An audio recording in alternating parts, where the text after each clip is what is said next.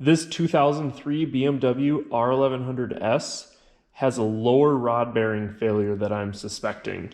The reason I say that is because in the valve cover here, you can see there's like kind of copper colored, sparkly, goldish bearing material.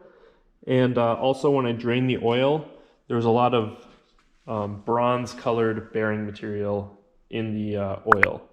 The engine also has a knock, so a pretty harsh knock.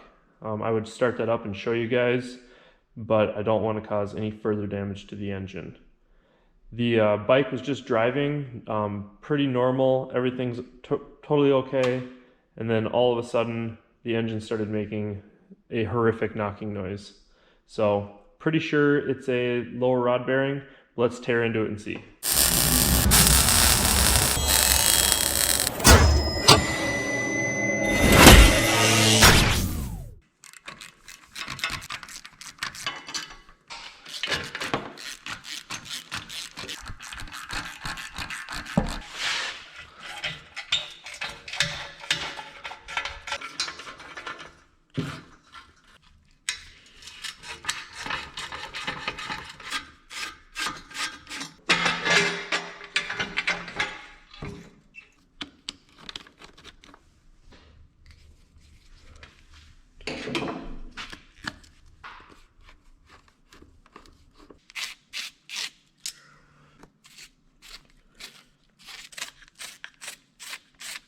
Easy. Just like that.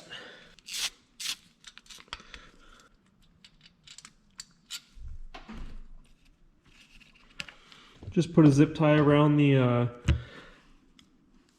cam gear here with the timing chain, just so I can pull it off of that little, pull it off there of the camshaft.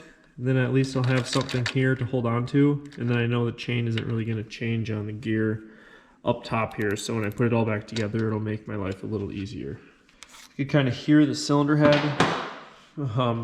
break away from the cylinder there. These studs here are under a lot of tension, so let's take all those off.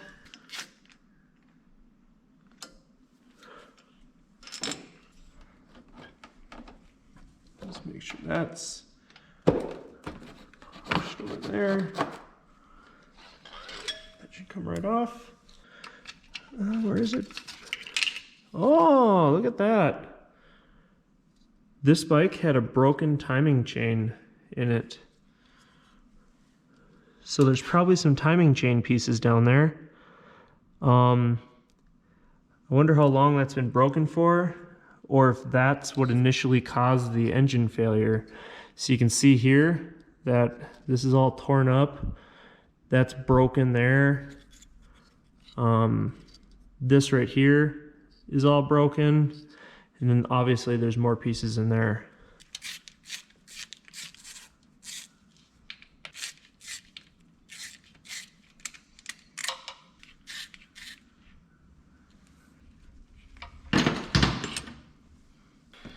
Then we'll slide the cylinder right off. You can see inside of there, there's still a really good crosshatch. There's no scoring. You can see the cylinder is like actually in pretty darn good condition.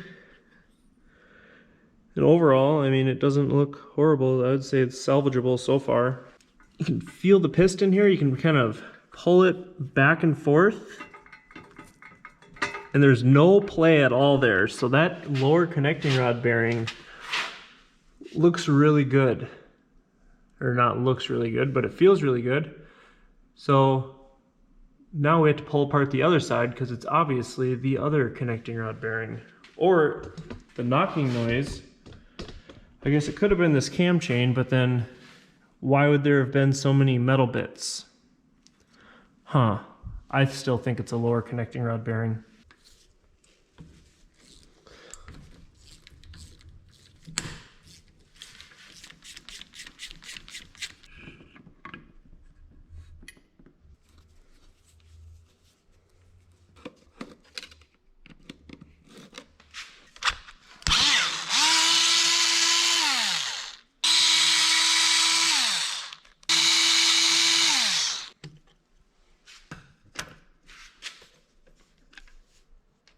And I don't think this motor is going to be very salvageable, but we're going to use a zip tie and just zip tie the chain onto the sprocket. It'll just make timing the motor, if we do decide to salvage this motor, it'll make timing the engine much easier.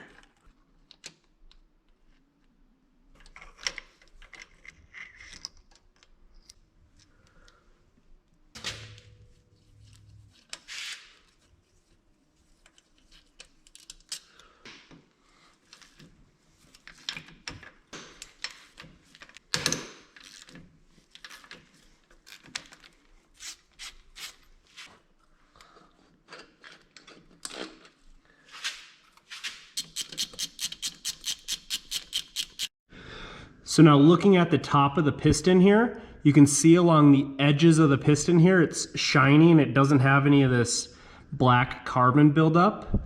That is due to pre-detonation, probably due to poor quality fuel, or I guess it could be it could be many things. My guess is poor quality fuel, but when it detonates, it gets really hot.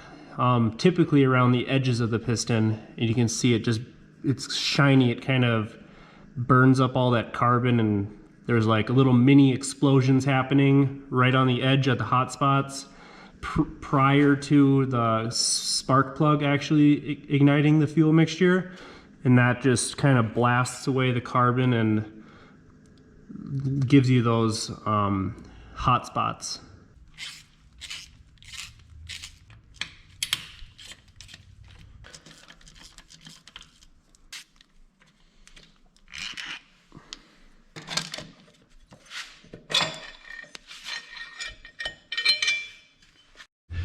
So you can see on the left side here, the piston skirt.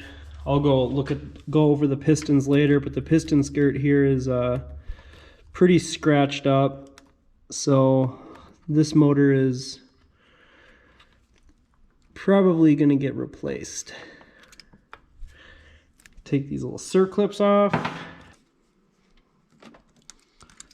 Just push our piston pin through.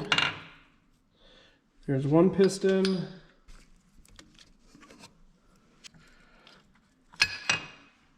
So looking at our right cylinder here, you can see this connecting rod has about 1/4 inch of play, and that's where our lower rod bearing is supposed to be.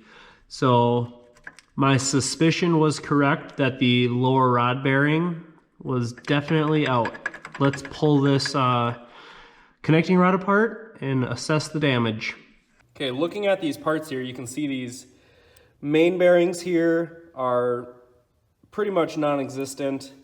They've been smashed and kind of like extruded out. On here is a good word to say. Extruded between the crankshaft and the connecting rod here.